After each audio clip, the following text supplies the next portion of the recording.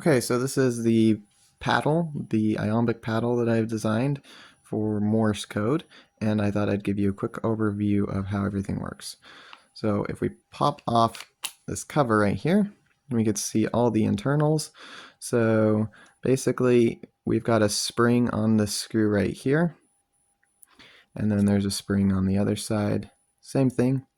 And basically, you just wrap the wire around the spring, and it will hold itself in place very well with the springs I use. These springs are from a Prusa 3D printer, just some spare parts, and I will make sure to include a link to where you can find them.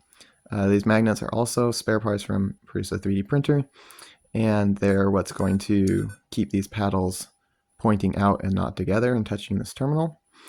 And then as for this middle wire, the black wire, that is the ground, that is just screwed against the bolt. So we have this bolt goes through, then there is a little nut down in the bottom, and the wire is just screwed against the base. Then we have a spacer and another bolt. And so that's how the internals work.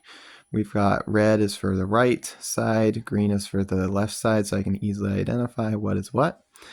And then the cover just pops right on, just like that, should fit perfectly. And I don't have the base plate, the base cover, but I have designed that. So then there's these 4 little screw holes right here. So, and then a little lip. So if you take out these 2 screws, then you can pull it out past that lip and just pull the base right out.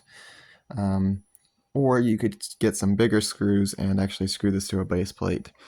So hope you guys enjoy this design. I think it works pretty well, and I hope you guys do too.